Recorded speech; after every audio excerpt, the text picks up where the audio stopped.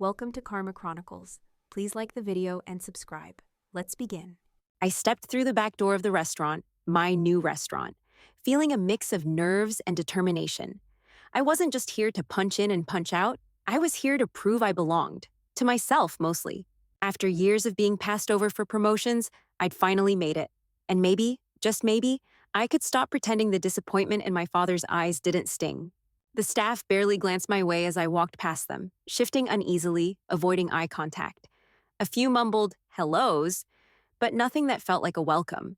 They'd seen people like me before, the manager who didn't quite measure up. I could feel their judgment settling in the air.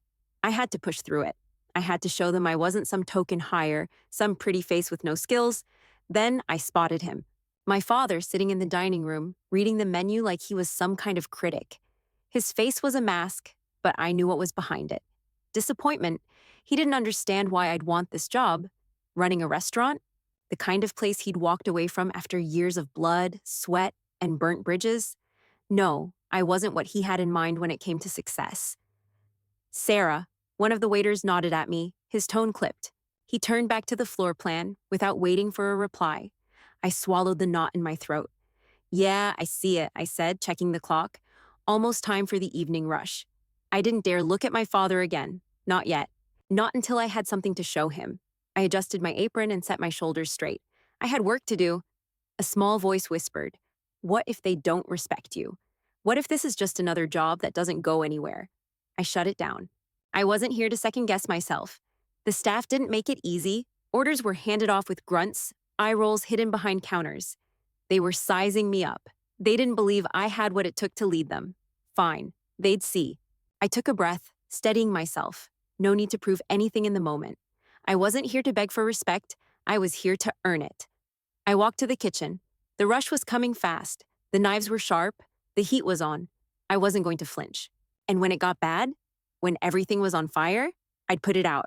I took one more deep breath before stepping into the kitchen. Time to show everyone what I was made of. The first week was a blur of early mornings, late nights, and tight-lipped staff who didn't hide their skepticism. I ran the shifts, staying ahead of the chaos, trying to earn their trust, but it wasn't easy. There were miscommunications left and right. Waitstaff getting orders wrong, the kitchen crew missing timing cues, and that thick, palpable resistance every time I gave directions. I could feel the pushback.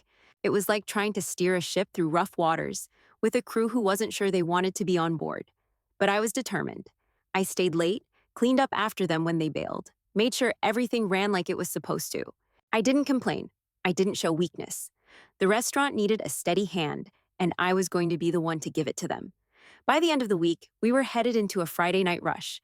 The tension in the air felt like static. The kitchen was starting to get backed up, waitstaff had trouble keeping up with orders, and the dining room was filling up fast. "Table 6 needs their wine refilled stat!" Maria, one of the waitresses, shot over her shoulder, but I could see the panic in her eyes. She was out of her depth. I nodded, moving quickly to get a handle on it. The place was slipping into chaos, but I wasn't going to let it crash. I walked up to the kitchen window just as an order came up.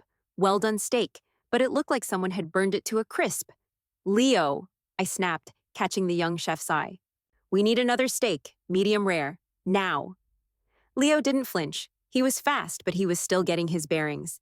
He swore under his breath, tossing the ruined steak aside and pulling a fresh one from the grill. I watched, measuring the clock in my head. We were pushing the limits. The last thing I needed was for the customer to flip out. The server came over, face drawn tight. "They're not happy. The steak's ruined."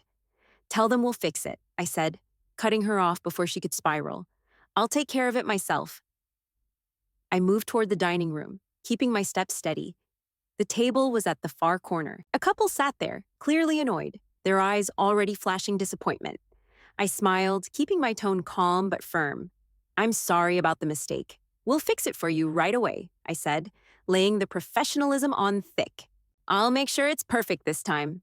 They eyed me for a beat before one of them huffed, "You'd better."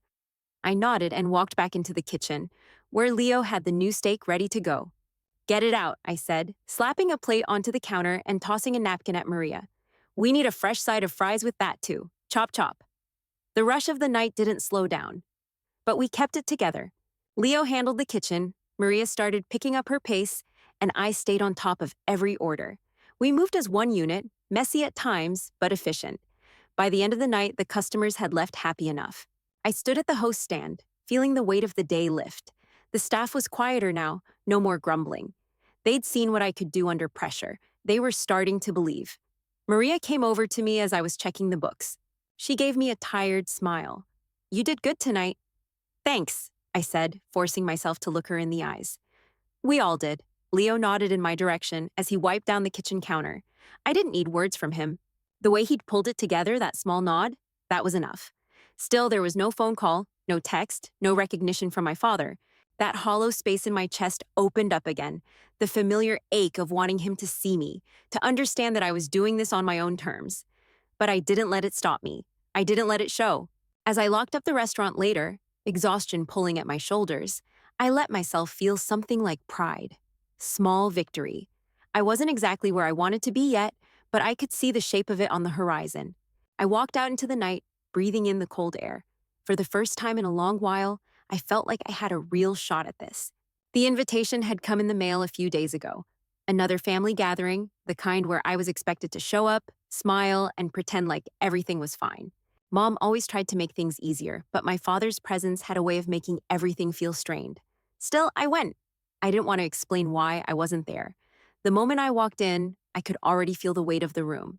Tom was there, of course, sitting at the kitchen table, looking like he had everything figured out. My father sat in his chair by the window, the same spot he'd always claimed, his arms crossed, eyes on the sports channel. He barely acknowledged me. "Hey, Dad," I said, forcing the words out. He grunted without lifting his eyes. It stung, but I didn't let it show. I grabbed a drink from the fridge and tried to ease myself into the conversation. Tom was talking about his latest promotion at the finance firm he worked for, something about mergers and acquisitions. Dad was eating it up, nodding along with each word, his gaze never leaving Tom. "Must be nice to be in a real career," Dad said, tapping his fingers on the armrest of his chair. "Something with a future." I felt the words like a slap. I kept my voice steady, pushing back against the feeling of wanting to shrink. "I'm doing okay with the restaurant. Things are turning around." He didn't even look at me when he responded. "Right. A restaurant manager. That's a career, huh?" His tone was sharp, almost mocking. "You could have been doing something more suitable, like marketing or event planning, something women can actually handle." I swallowed, keeping my face neutral. The bitterness churned in my stomach, but I wasn't going to give him the satisfaction of seeing me react. I'd been hearing this kind of thing from him my whole life. He'd never had much faith in my choices, never thought much of anything I did unless it fit into his narrow view of what was acceptable. "Maybe," I said, keeping my voice level, "but I'm doing this, and I'm making it work." I didn't wait for his response. I didn't need to. It would be more of the same. I walked away to find Mom, my chest tight. The house felt too small, too full of unspoken judgments. As I made my way down the hallway, I saw her in the kitchen, washing dishes. She was humming just like always, lost in her own world. She looked up when I entered. "How's the restaurant, honey?" she asked, her voice warm. It's going." I felt the sting again, but I didn't want to unload. Not here, not now. Dad's not exactly thrilled about it. Mom wiped her hands on the towel and came over to me, placing a hand on my shoulder. "I'm proud of you. I hope you know that." Her voice was soft, but firm, as if she wanted to erase all the years of my father's silent disapproval. I didn't say anything, just let her touch comfort me. It wasn't much, but in that moment, it was enough. Maybe my father couldn't see it, but I could. "I know," I said quietly. "Thanks, Mom." The conversation didn't go much further. I didn't want to get into it. I could feel my father's disapproving gaze from the other room, but I didn't want to let it ruin this small moment with her. After a while, I made my excuses. The evening had already become too much of a reminder of how little he understood me. The ache in my chest from his indifference had gotten worse, but I didn't want to linger any longer. I walked toward the door, my hand on the knob, feeling the weight of the night settle into my bones. The party was still going on behind me, but I felt like an outsider. I didn't need his approval anymore. I didn't need anyone's validation to keep pushing forward. But damn, it still hurt. As I stepped out into the cold night air, I let out a breath. I wasn't the person he wanted me to be, and I never would be. But I didn't need him to be proud of me. I'd built my own success, piece by piece, and it was mine. I drove away, The city lights flashing past, the disappointment still there, but fading. The week had been a grind. I was getting used to it, though, the pressure, the late nights, the constant dance of keeping everything running smoothly. The chaos had become almost comforting, like a storm I knew how to navigate. I wasn't drowning anymore. In fact, I was starting to feel like I was in control. Tonight's service went smoother than most. The kitchen crew moved like a well-oiled machine, and the waitstaff didn't miss a beat. There was a rhythm to it now, something that hadn't been there in the beginning. Leo and Maria were starting to trust me, maybe even respect me. When the last table left, Maria slid up to me, wiping her hands on a towel, a grin spreading across her face. "That was perfect tonight, Sarah. You handled the floor like a pro." Leo nodded in agreement from the kitchen doorway. "Yeah, you've really turned this place around. You've got a knack for it." The words hit differently now. They didn't feel like pity, like they were trying to be nice. They felt earned. I nodded back, forcing a small smile. "Thanks. We're getting there, right?" "We're beyond getting there," Maria said. "You're running the show now. We're just following your lead." The weight of those words settled over me. I had done it. I had turned this place around. It wasn't perfect. Nothing ever was. But it was mine now. I had the respect of my team, and that was all that mattered. I'd fought for it, tooth and nail. I took a moment to step away from the crowd, leaning against the bar. The hum of the restaurant, now quiet after the rush, wrapped around me. It wasn't the kind of job I'd imagined when I first started. But now, it felt right. For the first time in a long while, I let myself feel it. The small victory. After I locked up and said my goodbyes, I headed home, the tiredness in my bones creeping deeper with every step. The day had been a success, but I couldn't shake the nagging thought in the back of my mind. What would Dad think of all this? As soon as I walked in the door, my phone buzzed. I grabbed it, expecting another work email or a message from Maria about something we missed in the shift. But it was my dad's name on the screen. I stared at it for a long second, my finger hovering over the screen. I could hear his voice in my head, flat, uninterested, maybe even a little disappointed. He never made a big deal about anything I did. Nothing was ever good enough. I picked up the phone, my stomach tightening. "Hello?" "Sarah." My father's voice was gruff, the kind of tone he always used when he didn't have much to say. "I hear the place is doing better. Heard it from some of the regulars. Running things a little smoother, huh?" I didn't respond right away. The flatness in his voice was as familiar as the back of my hand. Not proud, not impressed. Just neutral. "Yeah," I said, forcing the words out, keeping my voice steady. "Things are improving. We've got a good team now." "Good. Just make sure it stays that way." There was a pause, then he added, "I'll let you go." I didn't say anything for a moment. My heart was pounding in my chest, but I wasn't about to let him hear it. There was nothing else to say, nothing more I could prove. "Okay, Dad," I said, as calmly as I could. "Talk to you later." The line went silent. I stood there, holding the phone in my hand, staring at it like it held the answers I was always searching for. I had worked my ass off to get here, to show that I could lead, that I could make something of myself. And it was still never enough for him. I stared at the screen, debating whether or not to call him back. Part of me wanted to scream at him, ask him why it was so hard for him to just see me. But I knew that wasn't the point anymore. I didn't need his approval, not like I used to. Still, the ache lingered. I put the phone down and let out a slow breath. I had made progress, but the reality was his indifference still stung. It always would. I wasn't where I wanted to be, but I was getting closer, and that had to be enough. The night of the critic's visit, everything felt different. It wasn't just the usual rush. It was the kind of night that could make or break us. The entire team knew it. You could feel the tension in the air as soon as the doors opened. It was like everyone was holding their breath, waiting for something to go wrong. I'd been planning for this moment for weeks, adjusting the staff schedule, working out the kinks, making sure everything ran smoothly. I knew tonight was make or break for me too. If we screwed this up, I wouldn't just lose a potential review. I'd lose the respect I'd fought so hard for. I stood at the front, my shoulders straight, voice steady as I gathered the team for a quick huddle before the doors opened.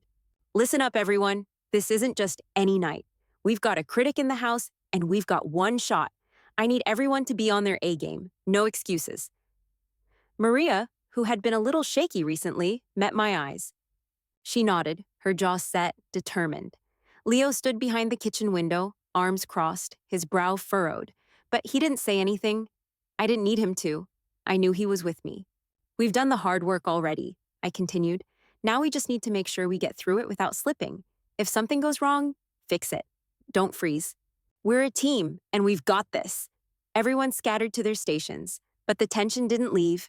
I could feel it, even as I walked through the front. The tables were filling up quickly, the buzz of conversation mixing with the clatter of dishes, but my focus never wavered. I wasn't about to let them see me sweat.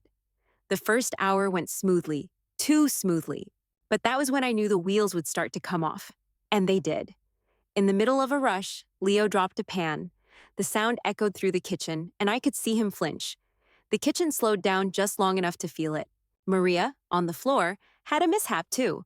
A ticket got lost. The customers on table 4 were waiting longer than they should have been.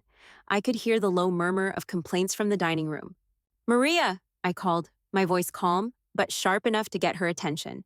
"Get that table their drinks, and tell them the food's coming. We don't keep people waiting, understood?" She nodded, rushing off to correct the mistake, but I could see the stress on her face. She was trying so hard to keep it together, but the pressure was starting to crack her. I turned to Leo. "We're behind on the tickets. Push those orders through now. We need to keep the line moving. Get the next batch ready to go." Leo didn't need to be told twice. He moved faster than I'd seen him do before, the kitchen coming to life again as he got the orders out the door. I moved through the front, making sure everything was as smooth as I could make it. There was no time to worry about the critic yet. Just keep everything in motion. And then, there he was. The critic? I recognized him immediately. The way he carried himself. Quiet, observant, like he was waiting for someone to slip up. I greeted him, keeping my voice warm but controlled. "Welcome. We're happy to have you tonight. Is there anything special I can get for you?" He barely looked up from his menu. "Just a water for now?" "Thank you." I nodded and stepped back, taking a deep breath. The rest of the night was a blur of chaos. The kitchen was still pushing hard, the front was swarming with customers, and I felt like I was juggling everything at once. But every time something went wrong, I fixed it. I didn't let it get away from me. I called the shots, kept the momentum going, never losing my cool. The critic was quiet, observing. But I kept my eye on him, making sure nothing slipped past me. It wasn't until the night started winding down that I saw the small smile on his face as he finished his dessert. That was when I knew he had done it. The last of the customers filtered out, and the team started to wind down, the relief settling in like a weight lifted off my chest. Leo and Maria came over, both looking at me with a mix of exhaustion and respect. "That was incredible, Sarah," Maria said, wiping her forehead. "You kept everything together. You really know what you're doing now." "Yeah, we couldn't have done it without you," Leo added. "You were the calm in the storm." I nodded, not sure what to say. I felt it too, the shift, the way they now trusted me, the way I had earned their respect. But in the back of my mind, that quiet nagging was still there. I couldn't shake it. As we cleaned up the night ending, I stood in the empty dining room, staring out at the tables. The place was quiet now, almost peaceful. I'd survived the night. Hell, I'd led the team through it. But as the silence stretched on, my thoughts wandered. The critics' praise would be nice, but it wouldn't change anything. My father still hadn't called. Not a word about the restaurant's success, not a word about anything. I wasn't going to wait for him. I couldn't. I had made it this far on my own. But damn, it still hurt. I locked up for the night, feeling a quiet sense of accomplishment. I had earned my place here, and I wasn't going to let anyone, not even my father, take that from me. It was a slow night when he walked in. I didn't see him at first, too busy checking on a couple of tables near the back. But then, as I turned to grab a drink order, I spotted him in the corner. My stomach dropped. He was sitting there, at a table, his eyes scanning the room with the same detached air he always had when he was sizing something up. It hit me in waves. Nervousness, annoyance, even a flicker of pride. I had worked so damn hard to get to this point, and now he was here, watching me succeed. I set the drink down for another table and straightened, swallowing the lump in my throat. He hadn't even looked up when I passed by. I knew what this was. He wasn't here because he was curious or proud. He was here to check, to see if I'd really made it, or if I was just fooling myself. That's how he operated. I walked over to his table, forcing my face into something neutral. I wasn't going to let him see me flinch. I wasn't going to let him think for 1 second that I was still that little girl craving his approval. Not tonight. "Hey, Dad," I said, keeping my tone even. "What can I get you?" He barely looked up. I'll just have a water for now, he muttered, still eyeing the staff, not acknowledging the years I'd spent turning this place into something that worked. I nodded, turning to leave, but then he spoke again, his voice cutting through the noise of the restaurant like a blade. It's running okay, I guess, he said, his eyes scanning the kitchen. Surprised it's still holding together with you running it. My stomach churned. The words were casual, almost like he was passing judgment on a painting. But I felt the sting just the same. I'd been waiting for this. His typical dismissal, his way of letting me know that no matter what I did, it wasn't enough. I didn't flinch. I wasn't going to. Yeah, I said, standing tall. It's running well. You should see it when I'm not around. The team's doing great. I'm doing great. I let the last words hang in the air, pointed. I didn't need to say more. He'd heard me. The sting of his disapproval was still there, but I refused to let it crush me. Not anymore. His eyes flicked up to mine for the first time, just for a second, as if measuring my response. But he didn't say anything, just nodded briefly. Then, just as quickly, his attention drifted back to the kitchen. I wanted to say something else, ask him why he couldn't just say something positive for once, why he couldn't just see that I had done something, built something from nothing. But the words wouldn't come. Not because I didn't want to confront him, but because I knew it wouldn't matter. I couldn't change his mind. I wasn't going to spend another second trying to. Instead, I turned to walk away. I had other things to focus on. The kitchen was backed up, and Maria needed help running food. There was no time for this. I worked through the rest of the night trying to keep my head in the game. But I couldn't help but feel him there, watching from his table in the corner. As much as I hated it, I could still feel his gaze, still feel that weight pressing down on me. I wasn't used to it being so silent between us. When the last table left and the staff started to clear up, I glanced over at him one last time. He was standing now, jacket on, ready to leave. I had expected him to make a big exit, say something dismissive, maybe even a half-assed good job, but he didn't. He just left. And that's when it hit me. The last few years of working for his approval, chasing after something that would never come, had left me hollow. But now, it didn't matter. Not like it used to. I stood in the middle of the restaurant, the team laughing and chatting around me. And for the first time, I felt a sense of peace. I didn't need his approval. I didn't need him to see me the way I wanted him to. What I had built here, with my team, with my own hands, was enough. His opinion didn't define me anymore. And that realization made everything feel just a little bit lighter. As the door closed behind him, I took a deep breath and let it go. I'd come this far, and I wasn't stopping now. The kitchen had barely settled into a rhythm when the first call came in. Our main supplier was out of stock on half the ingredients we'd ordered. That was just the beginning. I watched as the line cooks and prep staff frantically checked their stations, seeing the same panic in their eyes that I felt in my gut. I could feel the atmosphere in the restaurant shift. The quiet hum of the night was quickly replaced by the frantic energy of impending disaster.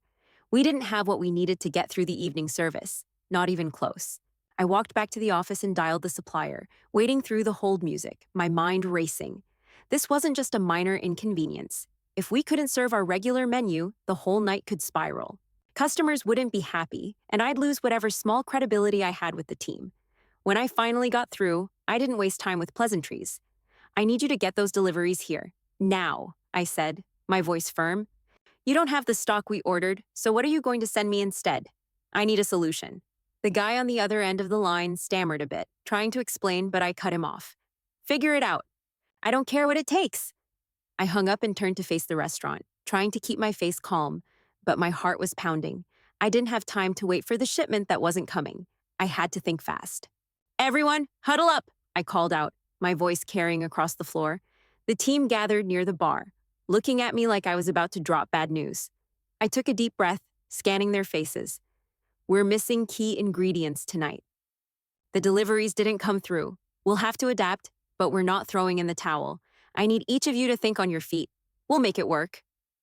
I could see the uncertainty in their eyes. Leo was the first to speak. You want us to change the menu? Exactly, I said, looking at each of them. We'll put together some new specials. Let's get creative, figure out what we can work with. Maria, you're on the floor, keeping it calm with the customers. Leo, I need you in the kitchen with me. We're going to get this menu sorted. There was a slight hesitation, but I saw them nod. They didn't have a choice, but they also knew I wasn't going to ask them to do anything I wasn't willing to do myself. As the team dispersed to start pulling things together, I walked into the kitchen, rolling up my sleeves. Leo was already at the grill, trying to figure out what he could make work with the limited ingredients. Let's improvise, I said, getting right in there with him. We've got enough for the protein, but we'll have to change some sides. Swap out the mashed potatoes for rice, make it work. We can do a quick sauce to keep things interesting. Leo nodded, moving swiftly. All right, I'll make it happen. We didn't stop for a second, working side by side, adjusting the specials board and making sure everything still looked as appealing as possible to the customers. As the first round of orders came in, the pressure ramped up even further. But I was right there in the thick of it, helping Leo with prep, sliding dishes out to the window and making sure the servers were moving quickly. Then, in the middle of the rush, it happened. A customer, clearly fed up with the wait, flagged me down with a raised hand. Hey, we've been waiting for ages for our food. This is unacceptable. His voice was loud, cutting through the noise of the restaurant. I could feel the tension in the room rise. A few heads turned, the kitchen crew pausing for a moment. I walked up to the table, keeping my face neutral but my body language firm. I'm really sorry about the wait. There's been an issue with our suppliers, and we're running a little behind.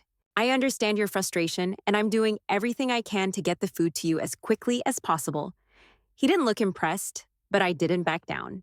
What I can do for you right now is offer you a free drink while you wait and make sure your meal is rushed through as soon as it's ready. How does that sound? The man glared at me for a moment longer, but something in my tone seemed to settle him. Maybe it was my calm, or maybe he just wanted to get his meal. Either way, he nodded and mumbled, "Fine, but it better not take much longer." I gave him a tight smile. "I'll make sure it doesn't." I walked away, feeling the weight of his gaze on my back. But as I moved back to the kitchen, I could feel the shift in the air. The staff had seen me stand up to the customer. They were watching. And this time, I knew they were seeing me as the leader I'd worked so hard to become. By the time the last of the orders were cleared, we'd survived. The reviews would be mixed, of course, but the team had pulled through, and that was enough. Leo and Maria came to find me after we'd shut down for the night. They were tired, but their eyes were full of something else. "You were amazing tonight, Sarah," Leo said, leaning against the counter, still catching his breath. "You really kept it together. The kitchen's never moved that fast." Maria smiled, exhaustion clear on her face, but her voice was sincere. "Seriously, you've got the kind of leadership we need. You're not just running the restaurant, you're running us." Their words hit deeper than I expected. "Thanks," I said, offering a tired smile. "But we all did it. I couldn't have done it without you guys." Maria hesitated, glancing over at Leo before speaking. "You ever think about, I don't know, expanding? Maybe opening your own place one day?" The idea hit me like a punch to the chest. It wasn't something I'd ever seriously considered, but hearing it out loud made me wonder. Could I? Should I? I didn't have an answer, not yet. But the thought of it stayed with me as I stood in the kitchen, watching my team clean up, everyone moving in sync like they'd been working together for years. For the first time, I felt like I had a place here, a purpose. The night was over, but the journey, it was just beginning. The phone call came early one morning, just as I was going over the schedule for the week. I hadn't even had my first cup of coffee yet when I saw the restaurant owner's name flash across the screen. I froze for a moment. I knew I wasn't in trouble. I'd been killing it lately, but I hadn't expected this. "Hello?" "Sarah," he said, his voice gravelly but calm. "I need to talk to you about something." "Sure. What's up?" "I've been watching you for a while now. How you've taken control, how you've turned this place around. It hasn't gone unnoticed." I shifted my weight, already feeling the weight of whatever was coming next. "Thanks," I said, trying to keep it casual.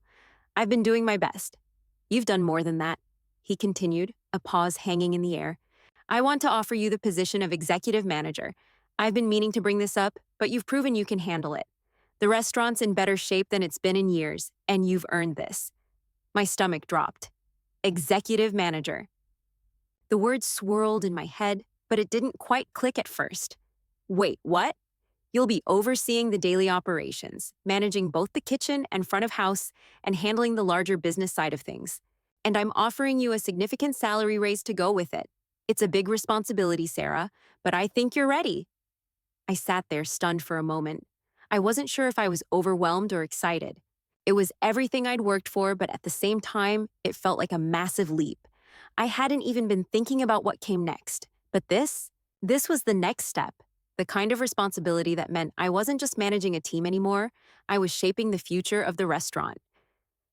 I I don't know what to say, I finally stammered. I wasn't expecting this. He chuckled softly. I wasn't either at first, but you've earned it. Think about it. Let me know. Before I could respond, the line went quiet. My mind was racing. I'd done so much to get here, and now here it was.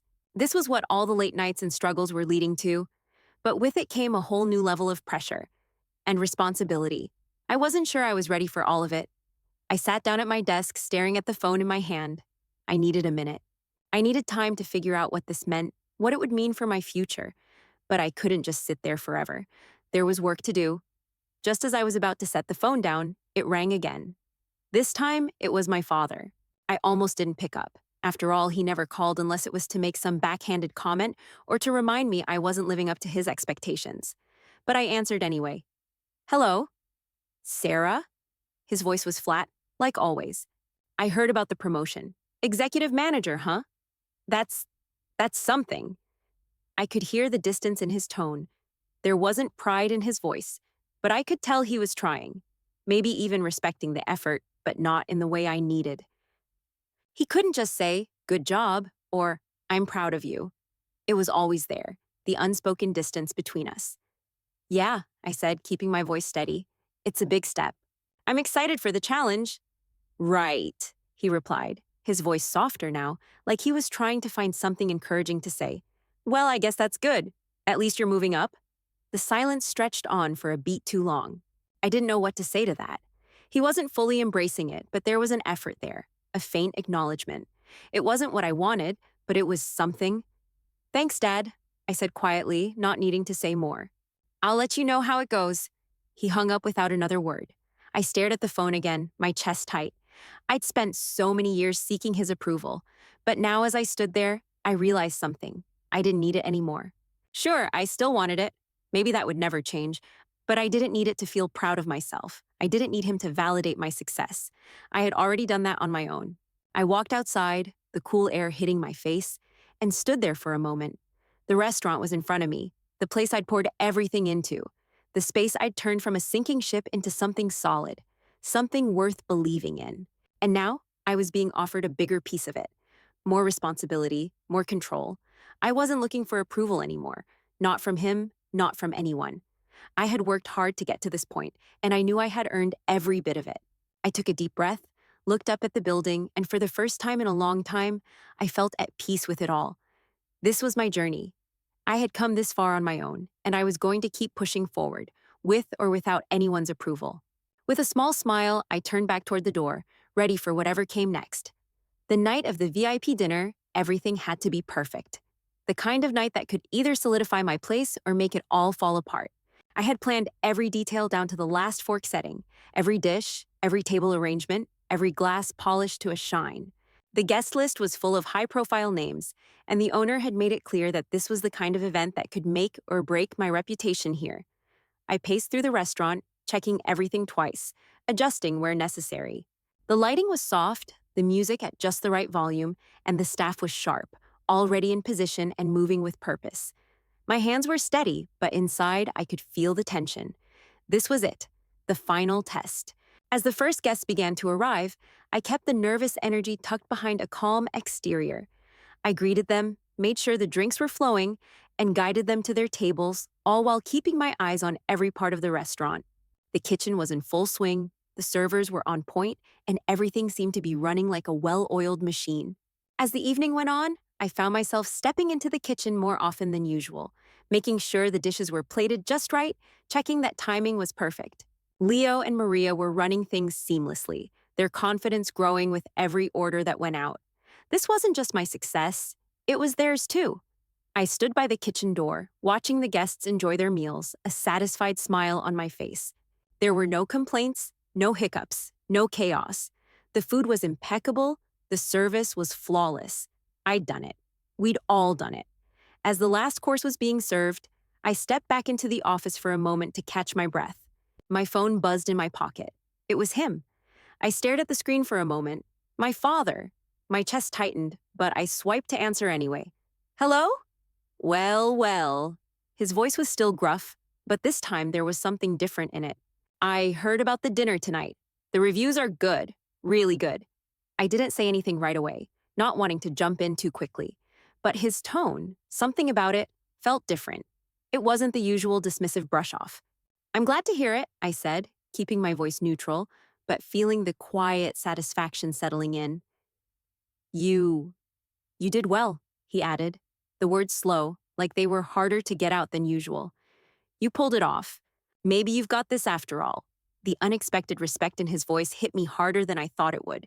I didn't need his validation anymore, but hearing him say it, hearing him acknowledge what I'd accomplished, was like a weight lifting off my chest. Thanks, Dad, I said, my voice steady. I appreciate it. The conversation ended quickly after that, just like always. But this time, the silence didn't feel heavy. It didn't feel like defeat. I hung up the phone and stood there for a moment, feeling the quiet buzz of the restaurant around me. The night had been a success, and now my reputation was solid. My team was moving smoothly, their energy infectious. This wasn't just about the dinner. It was about everything that had led to this point.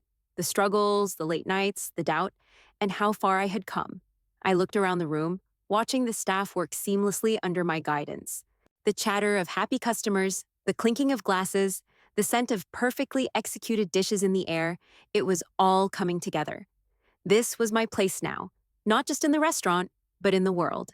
I stood there for a while, taking it all in. The sound of the restaurant, the feel of it, all of it. It was mine. Not for anyone else, but for me, and that was enough.